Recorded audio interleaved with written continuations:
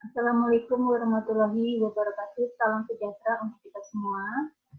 Pada kesempatan kali ini saya akan menjelaskan mata kuliah data warehouse ya dan bisnis intelijen, di mana pada chapter ketiga ini yang akan dibahas adalah mengenai bisnis performance management.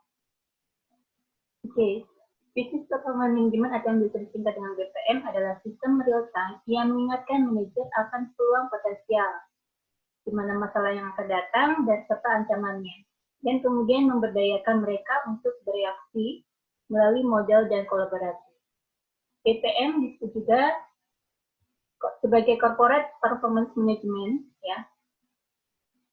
Kemudian enterprise performance management dan strategi enterprise management.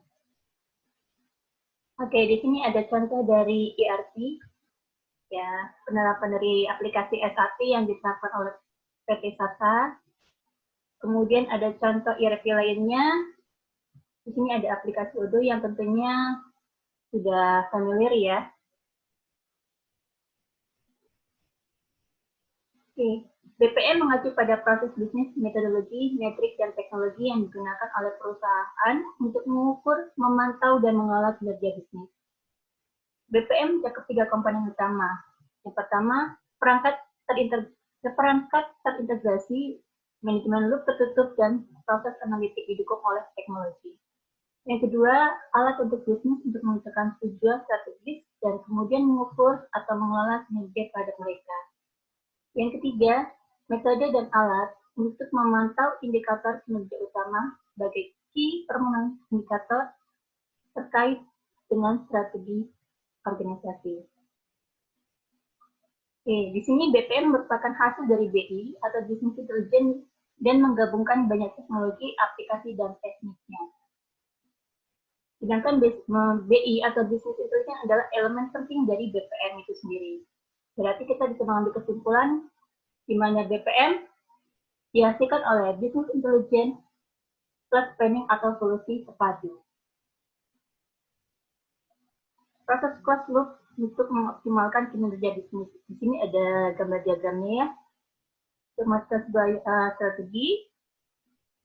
Langkah-langkah prosesnya yaitu pertama strategi, plan, monitor, serta act atau adjust.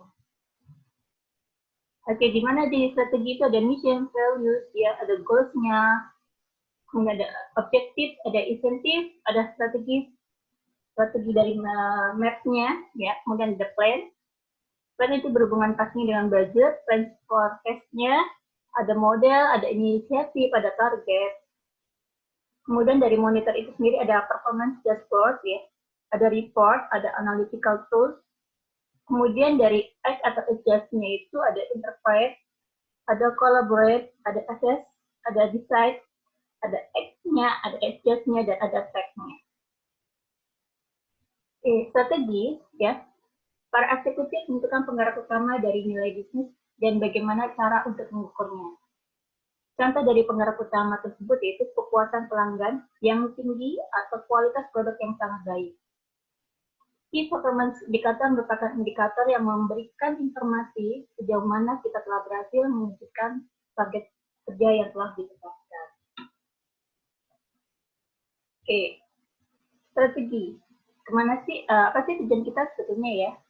Oke, kita harus apa? Perencanaan strategis itu berhubungan dengan strategi planning-nya, di mana ada tugas umum untuk proses perencanaan strategis yang umum dilakukan.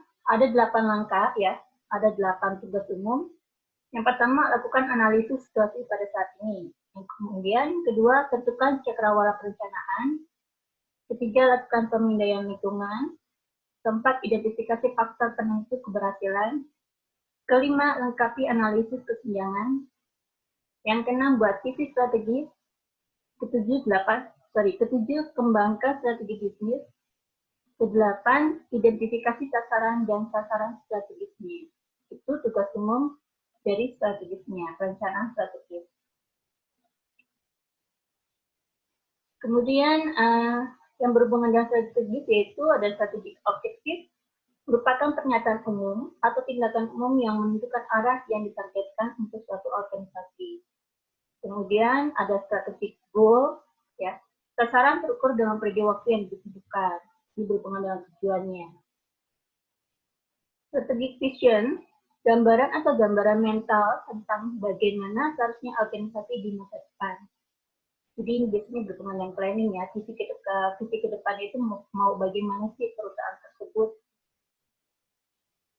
Oke, critical success factor, faktor-faktor kunci yang menggambarkan hal-hal yang harus dimiliki oleh suatu organisasi untuk menjadi sukses.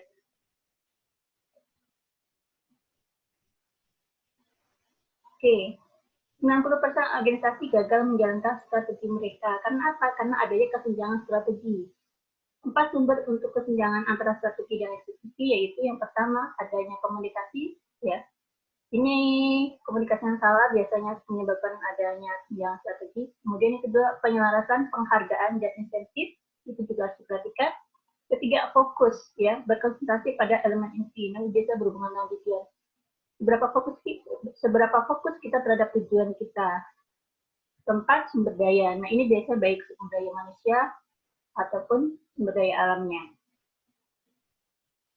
Plan yang kedua, grup-grup dalam organisasi mengembangkan rencana untuk menindaklanjuti strategi bisnis dan mengalokasikan sumber-sumber daya.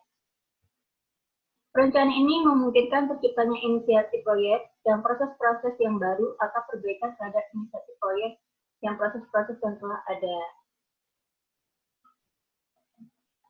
Bagaimana kita bisa mencapai tujuan kita? Ya. Rencana operasional. Rencana operasional rencana yang menerjemahkan sasaran dan sasaran strategis organisasi ke dalam serangkaian taktik dan inisiatif yang ditetapkan dengan baik.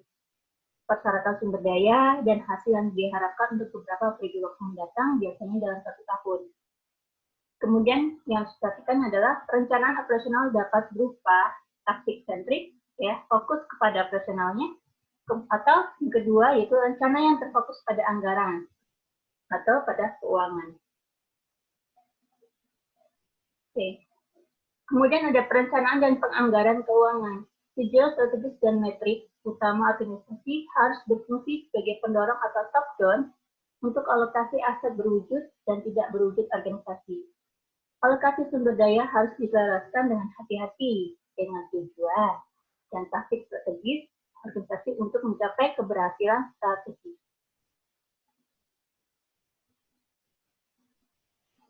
Yang ketiga, monitor atau analyze. Ya. Di sini merupakan elemen yang paling penting dalam BPM, adalah sebuah tools yang memungkinkan pengguna untuk memonitor dan menganalisis performa pada waktu yang tepat dan secara tepat, melakukan tindakan yang dapat meningkatkan performa perusahaan, yaitu contohnya performance dashboard.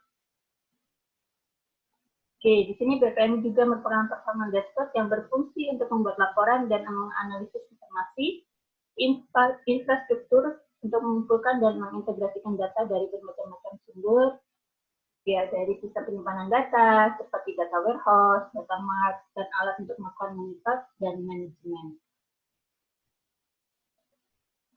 Oke, kemudian ada monitor. Monitor merupakan tenaga kerja yang komprehensif untuk memantau kinerja, harus mengatasi 2 masalah utama. Apa yang harus dipantau dan bagaimana cara memonitornya.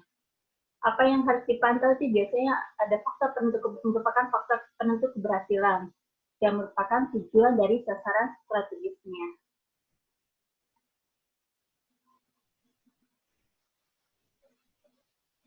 Oke, monitor sistem kontrol diagnostik ya, merupakan sistem sibernetik yang memiliki input, proses untuk mentransformasikan input menjadi output, standar atau tolak ukur untuk membandingkan output dan saluran umpan balik untuk memungkinkan informasi tentang perbedaan antar output dan standar untuk dikomunikasikan dan ditindaklanjuti. Jika digambarkan makanan seperti ini ada bisnis spesifiknya, critical performance variable, tujuannya input proses jika harus mencapai tujuan maka akan menghasilkan sebuah keluaran. Perangkat analisis varian. Bagian besar analisis pengecualian berfokus pada varian negatif jika kelompok atau departemen fungsional gagal memenuhi target mereka. Jarang sekali varian positif ditinjau untuk peluang potensial dan jarang analisis fokus pada asumsi yang mendasari pada pola variasinya. Ini ada monitor ya, berapa tepatkah tujuan kita, apakah sesuai ya tujuan KRB-nya ini, atau mungkin melenceng di bawah standar atau di bawah yang diharapkan, tidak sesuai dengan ekspektasi kita. Kemudian ada adjust. Proses ini adalah yang terpenting dalam BPN, merupakan komponen pelaksana strategi di mana performance. Dashboard merupakan tools yang memiliki peran penting dalam proses act atau adjust karena tools ini mengirimkan pesan kepada pengguna terhadap masalah yang potensial. Ya.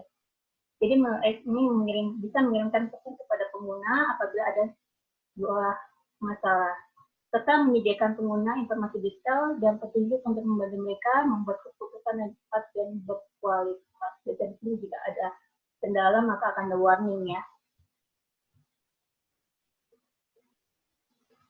Oke, keberhasilan atau kelangsungan hidup semesta bergantung pada proyek-proyek baru. Dengan menciptakan produk baru, memasuki pasar baru, mendapatkan pelanggan baru atau bisnis, atau merampingkan beberapa proses.